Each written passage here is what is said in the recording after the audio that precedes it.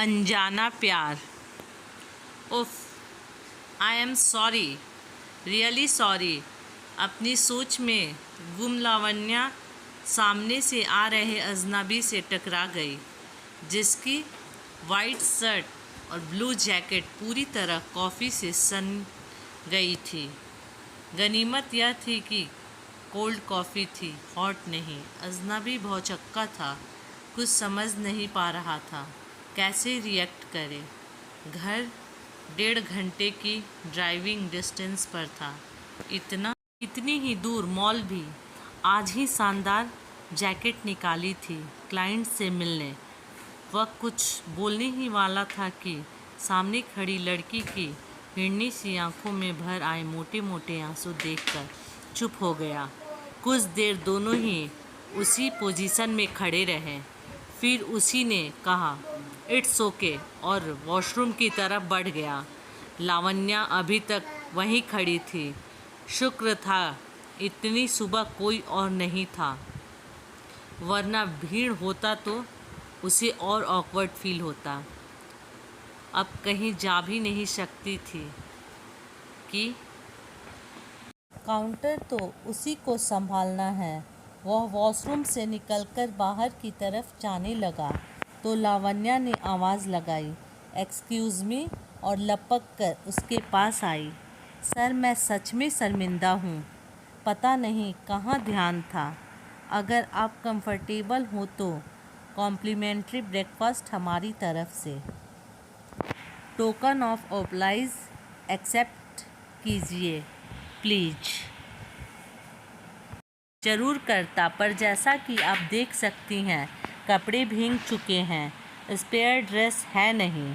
ऐसे में यहाँ बैठना और कुछ भी खाना मुझे अजीब लगेगा। तो क्या ये बेहतर नहीं होगा कि मैं घर ही जाऊँ? क्लाइंट से मीटिंग तो कैंसिल करनी ही पड़ी है। मेरी वजह से जो लॉस हुआ मुझे समझ नहीं आ रहा है कैसे भरपाई करूँ। लावण्या की आवाज़ फिर भरने लगी। अरे नहीं, मेरी भी गलती है। फ़ोन में सिर दिए चल रहा था, सामने देखा ही नहीं। मेरा मकसद आपको शर्मिंदा करना नहीं था। अब वह हल्का सा मुस्कुराया। फिर जैसे कि आपने कहा कि अब मीटिंग हो नहीं सकती, जाना घर ही है, तो क्या मैं आपको अपने रेस्टोरेंट की प्रिंट टी शर्ट ऑफ़र कर सकती हूँ? कुछ देर के लिए ही सही, चेंज कर लीजिए, ब्रेकफास्ट ले लीजिए, घर पहुँचकर उसे फेंक दीजिएगा चाहे तो। वेल, ठीक है, बस एक शर्त, आपको भी मेरे साथ टेबल शेयर करना होगा। अगर आपको एतराज़ ना हो और ये ना लगे कि मैं ज़बरदस्ती चीप होने की कोशिश कर रहा हूँ तो। इतनी देर में अब लावण्या खुलकर मुस्कुराई थी। वह फटाफट स्टोर रूम में ब्रांड न्यू टी शर्ट निकाल लाई और उसे सौंपकर जल्दी से ट्रे सजाने लगी। तो सारी और थैंक यू के बाद मैं लावण्या इस छोटे से रेस्टोरेंट को चलाने की कोशिश करती हूँ। मैं हालांकि सुरीला बिल्कुल नहीं हूँ। पता नहीं क्या सोचकर रख दिया पापा ने यह नाम। सुर तो बहुत प्यारा नाम है। फिर तो आपको स्कूल में मेरे साथ होना था, जब क्लासमेट कोई ससुर कोई असुर कहकर चिढ़ाता था, कोई तो डिफेंड करता मुझे। लावण्या की हंसी छूट गई।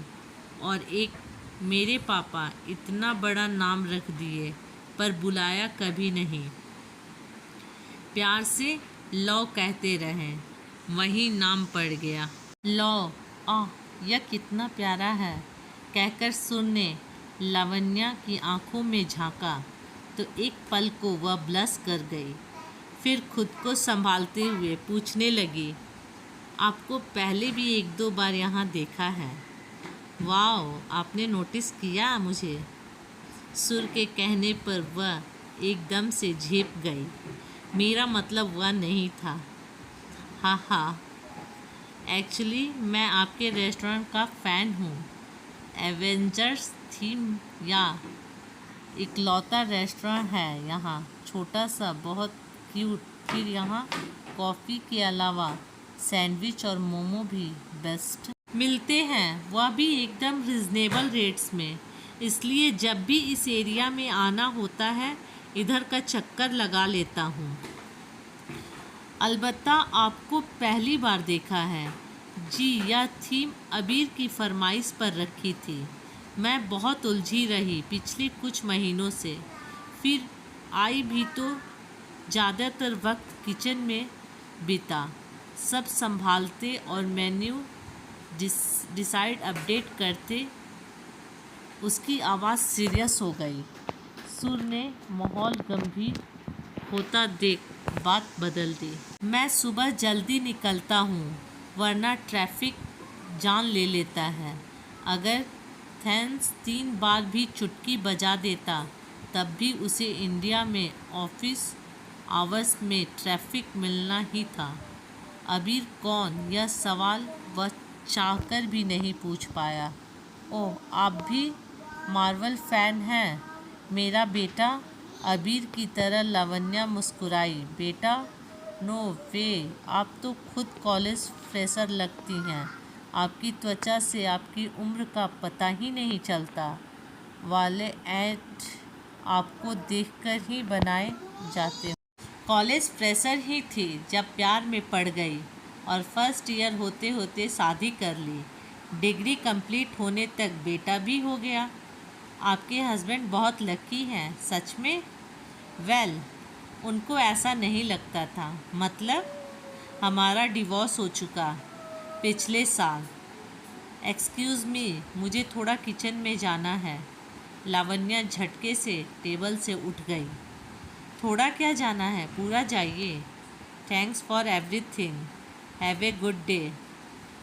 सुर ने उसे गर्मजोशी से हाथ मिलाया और बाहर आ गया।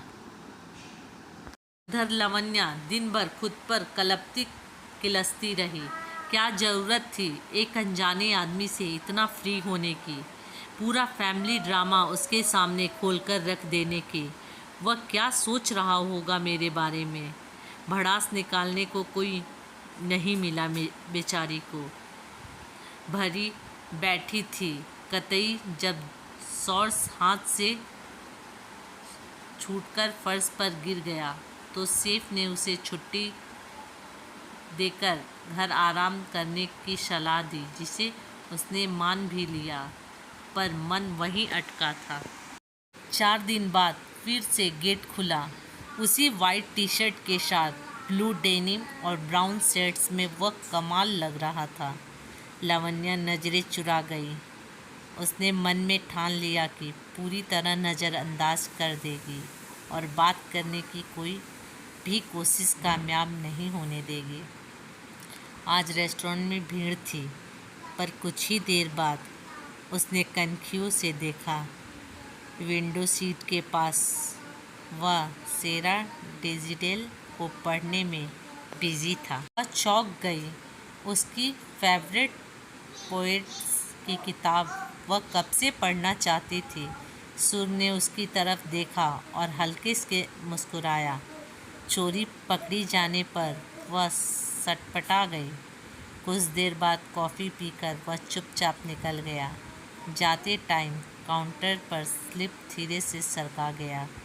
उसे लगा शायद उसका फ़ोन नंबर होगा, लेकिन वह तो अमेरिकन कवियत्रियों पर होने वाले एक ख़ास इवेंट का इनविटेशन था। नीचे लिखा था, मुझे पता है, मुझे नहीं। किताब को गौर से देख रही थी।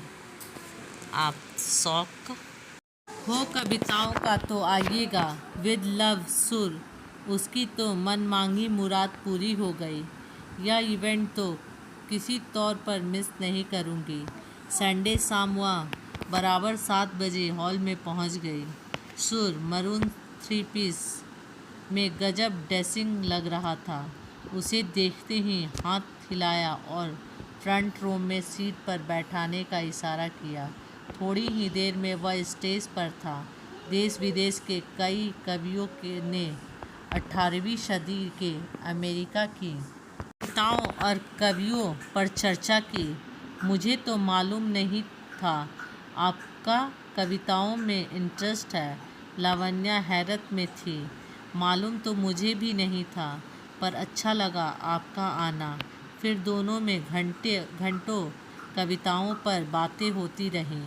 फिर फिल्मों, म्यूज़िक से लेकर बातें पर्सनल होने लगी। कितना कुछ दोनों में कॉमन था, वक्त का पता ही नहीं चला। थोड़ी नानुकुर के बाद लावण्या ने लिफ्ट लेना मंजूर कर लिया।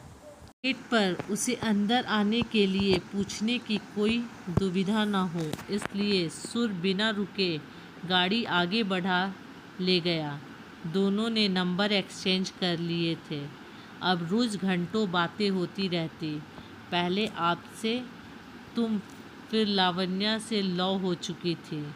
उनकी दोस्ती को 4 महीने से ऊपर हो गए थे, लेकिन ना जाने क्यों दोनों के ही मन में एक हिचक थी, इसलिए रिश्ते को दोस्ती से ऊपर नहीं उठा पा रहे थे। दरअसल दोनों ही अपने सीने में एक राज छुपाए हुए थे और उनको लगता था कि वह बाहर आते ही उनको एक दूसरे से नफरत हो जाएगी। पर लावण्या अधर में नहीं लटकी रहना चाहती थी। उसने फैसला कर लिया। आज जब वह रेस्टोरेंट पहुंची तो देखा सुर बंद ताले के पास हैरान परेशान चक्कर काट रहा था। हल्की बड़ी से बिखरे बाल, उनींद आँखें। लावण्या के दिल ने एक धड़कन स्किप की। देखते ही वह उसकी तरफ लपका और उसे झिझोड़ दिया। कैसी हो तुम? ठीक हो? तबीयत ठीक है ना? घर पर कुछ हुआ है क्या? 10 दिन से मेरे कॉल्स मैसेज का रिप्लाई क्यों नहीं दे रही थी? मैं दुबई में था, पर मन यहीं अटका था।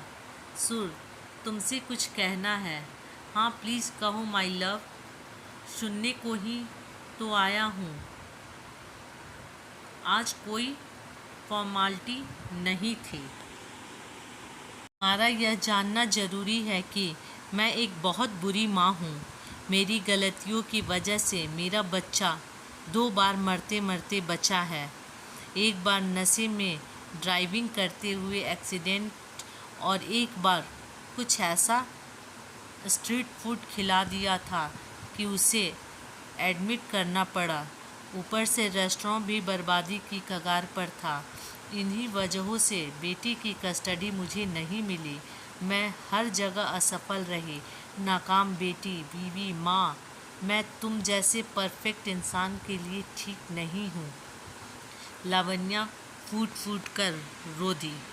मैं तुमसे यह सब बिल्कुल नहीं कहता, लेकिन तुमसे इतना प्यार करने लगा हूँ कि तुम्हारी नफ़रत और दूरी सह लूँगा। ना भी सह पाऊँ, मर भी जाऊँ तो तुम्हारी आँखों में आंसू नहीं देख सकता। दरअसल तुम्हारी ड्रिंक को स्पाइक किया गया था। तुमने एक ही बियर पी थी, पर उसमें नशे की गोलियां भी मिलाई गई थी, ताकि तुम ठीक से ड्राइव ना कर पाओ। वह माइनर एक्सीडेंट करवाने वाला तुम्हारे पति आकाश का ड्राइवर ही था। तुम्हारे बेटे अबीर को सोया एलर्जी है, यह बात जानते हुए भी जानबूझकर उसके नूडल्स में सोया चंक्स डाले गए। तुम्हारे रेस्टोरेंट की निगेटिव रेटिंग और फूड सैंपल फेल कराने में सब तुम्हारे पति का ही हाथ था। और अफसोस यह कि इन सब में मैं भी उसका साथ दिया था। वह मेरा दोस्त था, पर तुम्हारी कसम लव, मैं उस टाइम तुम्हें नहीं जानता था।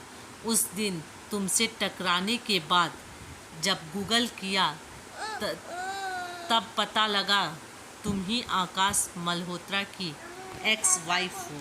हाँ, शर्मिंदा था कि माफ़ी भी ना मांग सका, पर खुद को तुम्हारे करीब आने से भी नहीं रोक पाया। बेहद चाहता हूँ तुमको। तुम्हारी माफ़ी के लायक तो नहीं हूँ, लेकिन कोर्ट में एविडेंस, गवाही और रेस्टोरेंट को एस्टेब्लिश करके कबीर के कस्टडी दिलाने की पूरी कोशिश करूँगा, कहकर वह रुका नहीं, फौरन चला गया। अब लावण्या शक्ति में थी। इतनी सारी जानकारी पचाना उसके लिए मुश्किल था। वह वहीं सिर थामकर बैठ गई। 2 रात तक वह सो नहीं पाई। फिर कुछ सोचकर मैसेज टाइप किया, जाओ तुम्हें माफ़ किया, लेकिन कुछ अधूरा सा लगा। फिर दोबारा मैसेज किया, आ जाओ तुम्हें माफ़ किया, सिर्फ तुम्हारी लव। आधे घंटे के बाद ही बाहर से हॉर्न की आवाज़ आई। लावण्या ने खिड़की से बाहर झांका। सूर्य की गाड़ी खड़ी थी। उसने घड़ी में देखा, सुबह के 4:30 बज रहे थे। इस दीवानगी पर हंसती हुई वह गेट की तरफ बढ़ गई। दोस्तों, यदि मेरी कहानी अच्छी लगे तो लाइक, सब्सक्राइब और शेयर ज़रूर करें।